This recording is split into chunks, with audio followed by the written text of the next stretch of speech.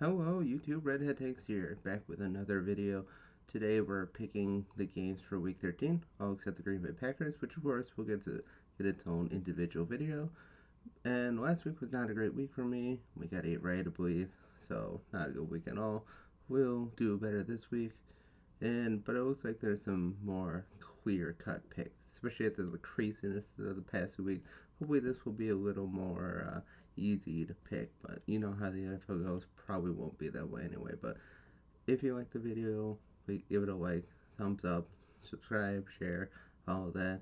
YouTube wants you to say it, so I say it, even though I think it's just totally not worth it. But let me know what you think in the comments below. And let's start off with the Giants and the 49ers. Now, the Giants came back last week from a massive deficit. It's not going to happen this week, especially without Saquon Barkley. If they get down, they're going to lose for sure. And even so, they're probably still going to lose. They're going to San Francisco without Saquon. And Danny Dimes has not been the most reliable quarterback lately. And San Francisco has been pretty good on offense. Christian McCaffrey should have a big day. And yeah, I just don't have a lot of hope for the Giants in this one. Probably going to be a blowout. Maybe say 28 to 13, something like that. Probably, yeah. Yeah, I think a 14 plus blowout will suffice in this one. 49ers just look good, and they're the better team by far. The next team, we have the Colts and the Ravens. Now, who knows if Anthony Richardson will play? We all know Baltimore has been injured to hell and back, but I still think they'll have more than enough to beat the Colts. Colts looked pretty good last week against the Texans, but they kind of went downhill after Anthony Richardson went out. Anthony Richardson has shown that he's a fairly decent quarterback so far. It's been proving me wrong so far. He's not complete garbage, which is a good thing for the Colts in their future. But if he plays, the Colts have a chance to win. If he doesn't, I don't know. I mean, I like Gardner Minshew now, and he made that offense go a little bit last week, but playing the Ravens in Baltimore, I just see Baltimore winning that game. Probably a 24 to 14 victory, something like that. But it could be closer depending on the status of Anthony Richardson. Next, we have the Titans and the Browns.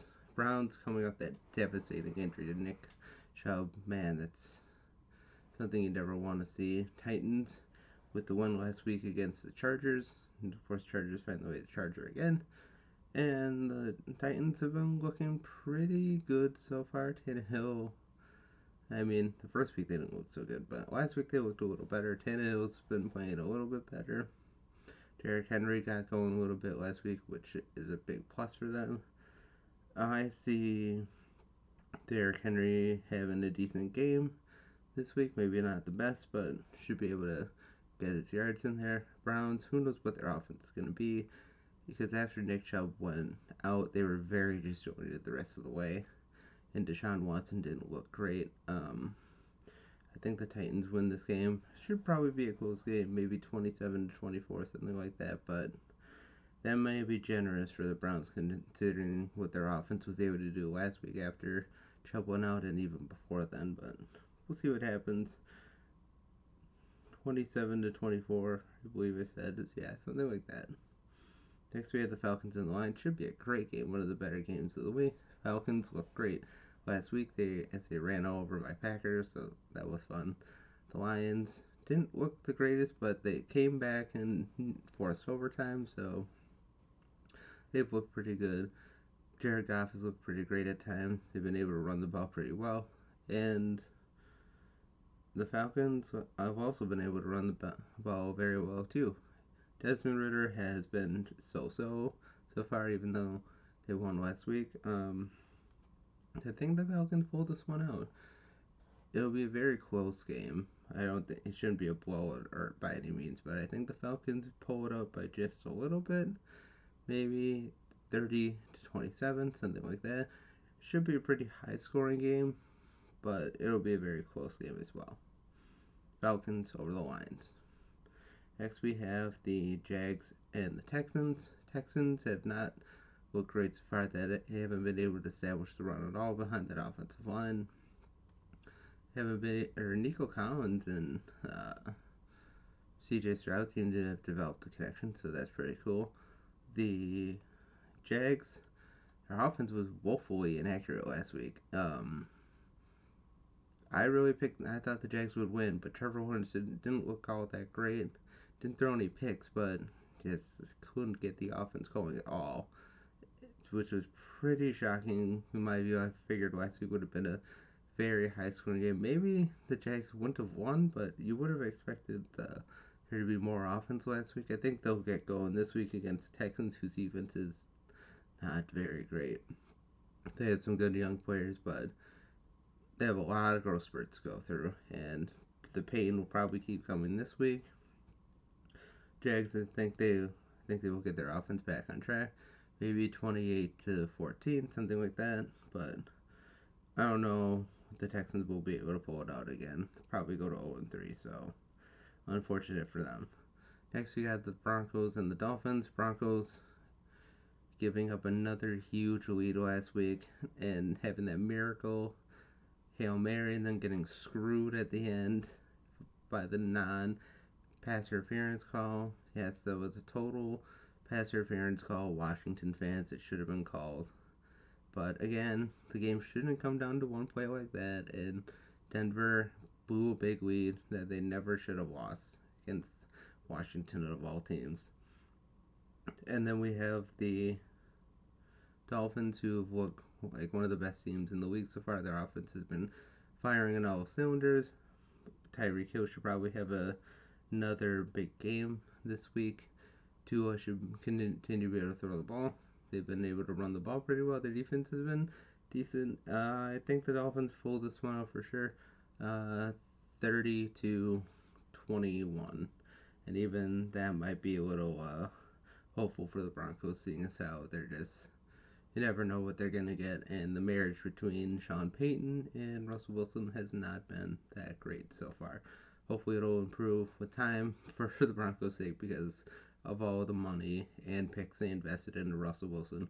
It needs to get better. Otherwise, boy, it's going to go down as one of the worst trades in NFL history. And it's already looking like that so far. Next, we have the Vikings and the Chargers. I wanted to pick the Chargers to win this game, but after the past 2 weeks, I don't know if I can. And even though the Vikings are 0-2 and have not looked great, their running attack has been woefully average and at sometimes bad. But their passing offense has been great. Kirk Cousins has been pretty great. Sure, he's had the inopportune interception here and there, but Justin Jefferson firing on all cylinders. Jordan Addison looking like the real deal. And KJ Osborne has been great, but TJ Hockenson has had his moments as well. But I think the Vikings should have more than enough time to get their first win of the season. But it should be a pretty close game. But I just don't know if I can pick the Chargers again. They burned me the past 2 weeks, and they managed to charger both games. But the Vikings win, let's say 27-24, something like that. Should be a very high scoring game, but the Vikings pull out this one and avoid the dreaded 0-3 start. Next we have the Pats and the Jets. Jets are going 0-3 this week. They are.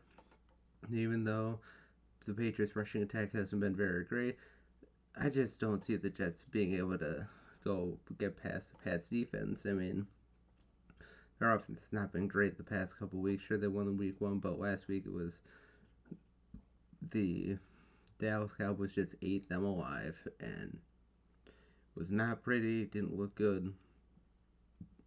Maybe Breece Hall will be able to run a little bit better this week, but probably not much. Patriots offense isn't great, but I like them to avoid the dreaded 0-3 start as well. And it's just the Jets fans can't have nice things, and against this Patriots front seven defense overall, I don't expect the Patriots to lose this one. I think that would be a pretty big shot. Probably a lower scoring game, maybe 17-10, something like that. But I don't expect the Jets to win. And if they do, I think it would be a surprise. I mean, Zach Wilson was able to do something that was able to play well enough against the Patriots defense, and I think that would just be a big shock after the last couple weeks. Next we have the Bills and the Redskins. Well, the commies, but we all know they're probably going to go back to Redskins eventually. The Bills looked amazing last week, getting back to the team that they were. Josh Allen didn't have any turnovers. Sure, they were playing the Raiders, who's after having a pretty good first quarter and a little bit into the second quarter, as soon as Devontae Adams went out with a concussion, they just couldn't do anything after that, and their offense stalled, and the Bills just kept on firing. And I think the Bills will continue that this week. The Redskins have a great front seven, but they've been had the first couple of games this year in the first half. The teams have been able to score pretty well, been able to run the ball well, been able to pass all over them, and I think that'll continue this game. I just don't think Washington will suffer their first loss of the week. James Cook had a great week for the Bills last week. Who knows if that will be the same this week against that front seven, but Josh Allen should have another great game and should be able to will the Bills forward to another win, probably 27-21, something like that. Should be a pretty close game, but I think the Bills have more than enough firepower to pull it out and win the game. Next we have the Panthers and the Seahawks. Panthers haven't looked the greatest past couple weeks. It's all about getting next year, learning on the job for Bryce Young. That offensive line isn't the greatest. The defense has its players here and there, but not too much. The Seahawks looked back to what they were last year, and they were able to play very well against the Lions all game long. I expect that to continue. I expect Kenny Walker to have another pretty good game. Geno Smith should be able to have about 250 to 300 plus passing yards. And yeah, I just don't think the Panthers have a lot to them. Like I said, it's just a growing pain year, and they will get their win eventually. I just don't think it's going to be in Seattle. Seattle should have a pretty good game, maybe 28-17, something like that. Panthers haven't been the highest scoring team this year, and I don't expect that to change this week. Seahawks win 28-17 over the Panthers. Next, we have the Cardinals and the Cowboys. Cowboys are going to win. Cowboys are going to win this one. They should be able to rush the Cardinals all day long. They should be able to throw. Tony Pollard should have a pretty big game. And it's just, I don't see the Cardinals winning this game. If they win this game, it'll be a shock just like last year. But Josh Dobbs has done admirably the past two games. But I don't see them getting a big lead against Cowboys. And like I said, if they do, it'll be a shock. Cowboys have more than enough firepower. That defense is legit. They're going to be able to hit Arizona all day long. It's not going to be close. I don't want to overhype the blowout, but Cowboys win 35-10. And with my picks this year, they very well could be wrong, but I just don't see the Cowboys losing this game, or even winning it by less than 10. I just don't think that's possible. Next, we have the Bears and the Chiefs. I like the Chiefs to win this game. They should have a great offensive day. The Bears have not a great defense, not a lot of offense. Justin Fields has just been horrible, as we predicted for the season. It's not going to get any better. Chiefs should have a really good game. Mahomes should have over 300 yards for sure. They should be able to run the ball pretty effectively. Kelsey should be back to a little bit, or should do a little bit better than what he did last week. And yeah, Justin Fields is probably going to have a couple more interceptions. Who knows how many interceptions he's going to have a year? It's going to be a lot because his inaccuracy continues to befuddle the Bears. He's just not great. Can't hit open guys, and he throws picks constantly, it seems. But yeah, the Chiefs should win this game pretty big. I like them to win 38 to 17. I always give the Bears a chances to score some, but yeah, it's going to be a big blowout for the Chiefs in this one.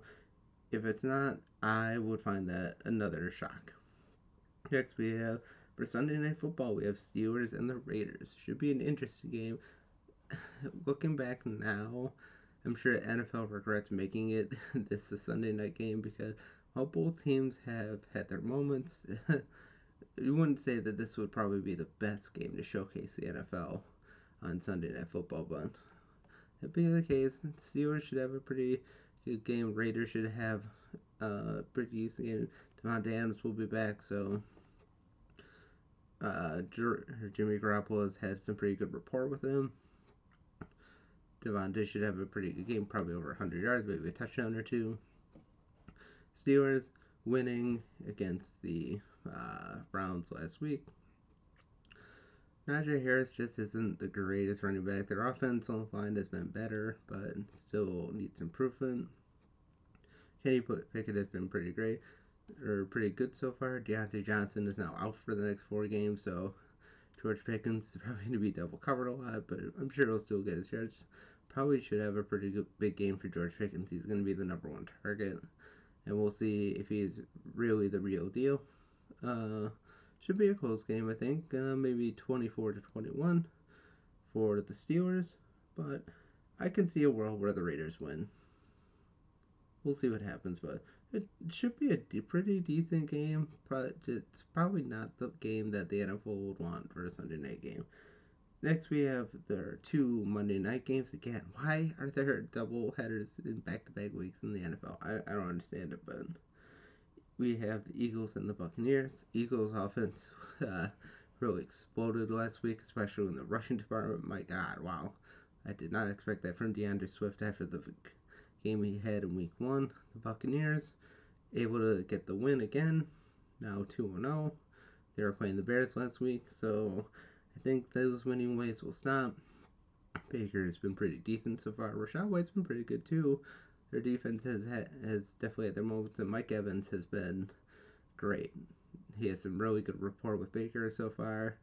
Maybe won't have as big of a game this week because he'll probably be covered by Darius Slay. So, but then again, Justin Jefferson was able to get the better of Darius Slay for a good amount of the game last week. So, could have another big game. Probably start him in fantasy football week this time. I will. I don't know why I didn't last week, but yeah, it should be a good game. Eagles should pull it out 27 to no, 20, let's do a weird score. Let's do 25-21. Should be a close game within a touchdown, but I think the Eagles and the Buccaneers winning ways, and the Eagles go to 3-0, and the Bucks go to 2-1. And our final game of the week, you have the Rams and the Bengals. The Bengals have just been a disappointment this year. Joe Burrow has not been great. Their offensive line has struggled a little bit, so has their defense. The Rams may have found another great wide receiver in Nakua. I'm sorry, I can't remember his first name, but Nakua has been great. I mean, at his pace, he'll shatter Michael Thomas's single season reception record. I don't think that'll actually happen, but it is what it is. Kieran Williams has been a great running back, and Matty Stafford's been able to find some good rapport with his young receivers, even without Cooper Kupp. Who knows if Nakua will continue after Kupp comes back, but I think he will. He's shown just great hands, great ability to get out there, and he's just been very consistent. But the Bengals need to win this game. They started out the season last year 0-2, so and they still made the AFC Championship game. So I think that's still a good possibility this year. But they need to win this game. They can't afford to go down 0-3. Joe Burrow needs to play better. I think they will. I think their offense will finally break out a little bit this week, and they'll beat the Rams. Rams will go to 1-2, but I think the Bengals win 27-24, something like that. Should be a close game. Should be a good game, but in the end, the Bengals win. So those are my picks for Week 3 of the 2023 NFL season. Let me know what you think of the video in the comments below. Give it a like if you like the video. Comment, share, all that good stuff. But have a great day, and as always, God bless.